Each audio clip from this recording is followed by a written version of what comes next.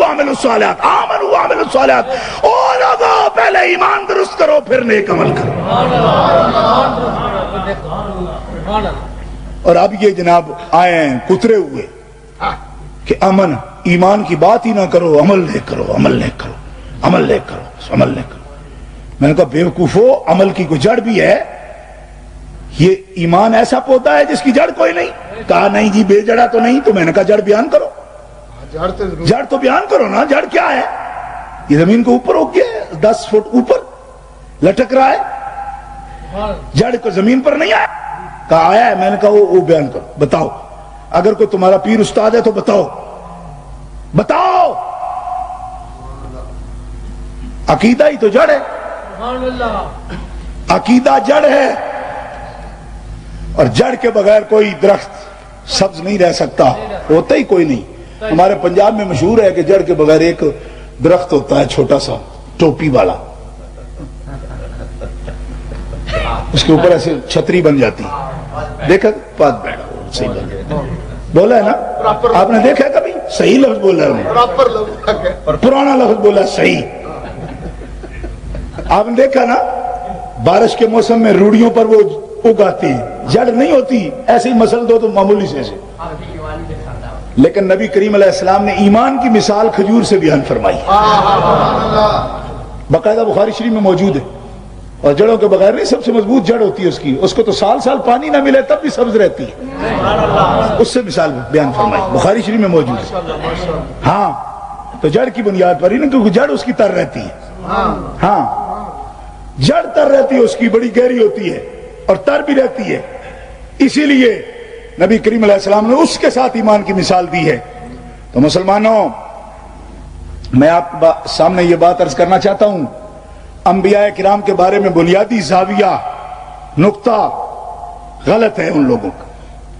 یہ دیکھو ابھی میں نے آیت کھولی، قرآن کھولا ہے تو ان الذین آمنوا وعملوا الصالحات کانت لهم جنات الفردوس نزلا، یعنی بغیر ارادے کے یہ نکل آئی سامنے، ایسے ہی کھولا ہے نا، سامنے نظر اسی پر آئی۔ بے شک جو ایمان لائے اور اچھے کام کیے، جنت کے باغ ان کی مہمانی کے لیے۔ ایمان لائے اور نیک عمل کیے، کوئی ایک آیت بھی ایسی نہیں کہ ایمان نہ لاؤ کام اچھے کرو، ایک آیت بھی ایسی نہیں ہے۔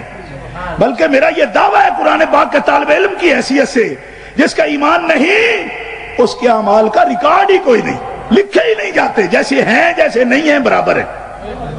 اور لطف کی بات بتاؤں آپ کو، مسلمان بد عمل بھی ہو تو اس کا ریکارڈ ہوتا ہے، کیوں کہ وہ بنیادی چیز اس کو حاصل ہے کہ وہ رجسٹر ہے، اللہ کے ہاں نام لکھا ہوا ہے اس کا۔ بد عمل بھی ہو تو ریکارڈ ضرور ہے، کافر نیک عمل بھی ہو اس قابل ہی نہیں ہے کہ اس کا ریکارڈ رکھا جائے۔ اللہ وہ جو چیز تھی بنیادی وہ تیرے پاس ہی نہیں ہے، ہم کیا رکھیں تیرے نیک عمل؟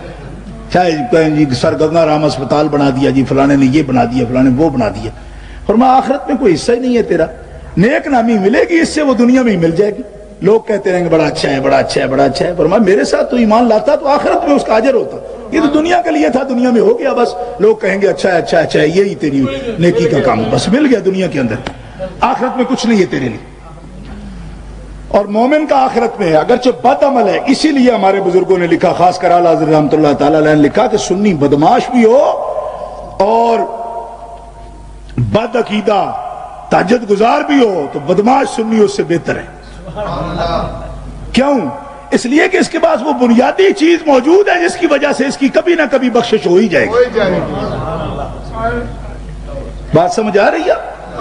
عقیدہ بنیاد ہے، عقیدہ بنیاد ہے۔ عمل صالح، اہل سنت و جماعت میں عمل صالح کی تحریک کو آپ جانتے ہیں، اولیاء اللہ ہماری ہی جماعت میں ہوئے ہیں، لیکن فرق بتانے کے لیے میں آپ کو بتا رہا ہوں، یہ لوگ صرف عمل کا ایک باغ لگا دیں گے سامنے، جی آئیں جی نکلیں جی 84 کروڑ کا ثواب ہے۔ میں نے کہا عبداللہ ابن ابی کی اولاد کے ساتھ چلنے کا کیا ثواب ہے؟ 84 کروڑ لعنت پڑتی ہے ان پر، کیوں؟ حضور فرماتے ہیں جن کے سامنے میرا ذکر ہو اور وہ درود نہ پڑھ سکے ان پر اللہ کی بھی لعنت ہے اور اللہ کے فرشتوں کی بھی لعنت ہے۔ تمہارے ساتھ چلنے سے درود ہی تم نہیں پڑھنے دو گے تو ہر قدم پر لعنت پڑے گی، فائدہ ہوگا بھائی؟ بولو اور بولو نا مسلمانوں۔ یہاں آپ بیٹھے کتنی مرتبہ آپ سبحان اللہ کہتے ہیں، کتنی مرتبہ آپ درود شریف پڑھتے ہیں، تو میں دعوے سے کہتا ہوں نا، حضور کا فرمان ہے کہ اگر تم ایک مرتبہ مجھ پر درود پڑھتے ہو اللہ 10 رحمتیں نازل فرمائے. تو جتنی مرتبہ سب نے درود پڑھوایا آپ سے، ہم نے پڑھا درود شریف، اتنی مرتبہ تو رحمت نازل ہوئی نا. اور ان کے سامنے وہ نام لیں گے تب بھی درود نہیں پڑھیں گے. لیکن پیغمبر نے کہا، یہ ان کے مولوی کی تقریر ہوتی ہے، پیغمبر نے کہا یہ کہے، پیغمبر نے کہا. میں نے کہا وہ کون ہے بھائی؟ پیغمبر نے کہا. میں کہا یہ کون ہے؟ کہا یہ ہمارے شیخ القرآن ہے، یہ شیخ الحدیث ہے، یہ ہمارے علامہ ہیں. تو میں نے کہا جس کی بات کر رہے ہو میرا پیغمبر وہ کون ہے؟ نہیں ہمارے اپنے مولوی کا نام لکھا تو 20 میں تو تم نے اس کے مجاہد ملت ہے، یہ فلانا شیخ القرآن ہے، اور حضور کی بات کہ پیغمبر نے کہا. میں نے کہا ذلیل آدمی تیرا نقطہ نظر تو یہی سے باتیں ہو گیا، اور جس کا نام اللہ نے کبھی لقب کے بغیر نہیں لیا. اللہ تعالیٰ نے کبھی ایسا کہا؟ پیغمبر نے کہا. اللہ تعالیٰ فرماتا ہے یا ایھا النبی انا ارسلناک شاہدا ومبشرا ونذیرا وداعیا الی اللہ باذنہ وسراجا منیرا. سب حضرات کہہ لیں سبحان اللہ، تاکہ اللہ کی رحمتیں آپ کے شامل حال ہو جائیں. ہماری محفلوں کا اور ان کی محفلوں کا فرق بھی یہی ہے نا. ایسی منحوس ان کی محفلیں ہوتی، منحوس بدبودار، لیکن الحمدللہ اہل سنت کی محافل خوشبودار ہے. اللہ کی رحمت برستی ہے. جس کا یہ ایمان ہو کہ نہیں برستی وہ بے ایمان ہے، کیونکہ حضور جو فرماتے ہیں ایک مرتبہ درود پڑھو گے اللہ تعالیٰ 10 رحمتیں نازل فرمائے. تو ہم نے تو کئی مرتبہ درود شریف پڑھ لیا، کتنی رحمتیں نازل ہوئی.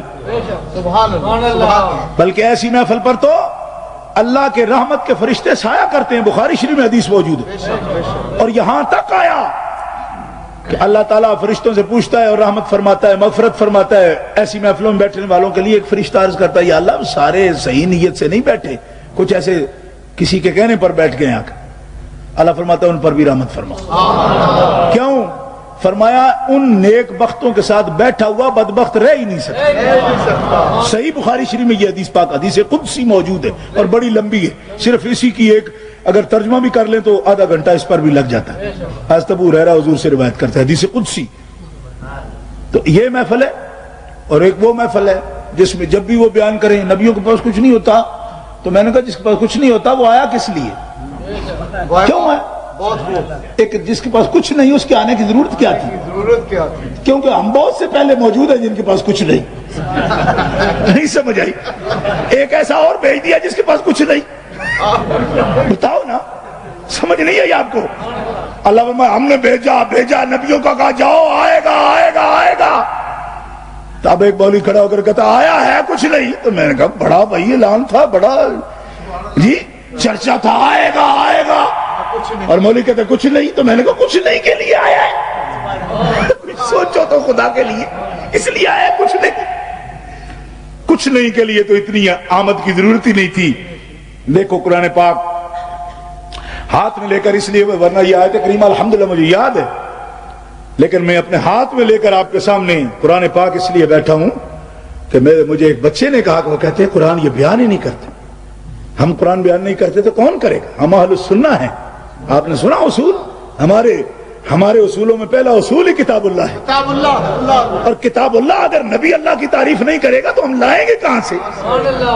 وہ اللہ کی کتاب اور اپنے ہی نبی کا حال نہ بیان کرے، یہ کس طرح ہو سکتا؟ دیکھو ہم بے قدرے لوگ ہیں خدا کی قسم. ہم لوگ ان کو بھی ہم ہی کہوں نا پھر جی. آپ جو کہتے ہیں ہماری کمیونٹی کے ہیں جی، ہمارے ہیں، چلو آپ کے ہیں ہمارے ہیں، آپ کے وسیلے سے کہہ لیتا ہوں. کتنی بے قدری ہوگی. حالانکہ نبی پر عاجزی کا کوئی لفظ نہیں بولا جا سکتا. نبی خود بولتے ہیں. یہ 16واں پارہ میرے پاس موجود ہے، تفسیر میرے سامنے ہے. حضرت عبداللہ ابن عباس فرماتے ہیں حضور نے جو فرمایا انما انا بشر مثلکم، تو میں ظاہری صورت میں تمہاری طرح ہوں. یہ حضور کی عاجزی ہے. اور فتاوی عالمگیریہ میں ہے حضور عاجزی کریں تم وہ لفظ نہیں بول سکتے. کیونکہ باپ اگر بچوں کو کہے کہ میں تو تمہارا ہی نوکر ہوں، تمہارے لیے کماتا ہوں سارا دن، تو بچے کا حق ہے کہ اٹھو میرے نوکر. کیا بات ہے، بڑی اچھی مثال، بہت. فتاوی عالمگیریہ میں لکھا شرم کرو. جہاں وہ تواضع کرتے ہیں تمہارے لیے ان کی تواضع بیان کرنا ضروری نہیں ہے، جائز بھی نہیں ہے. تمہارے لیے ان کی تعریف لازم ہے، لازم ہے اور تعریف اس میں نہیں ہے ہماری طرح ہے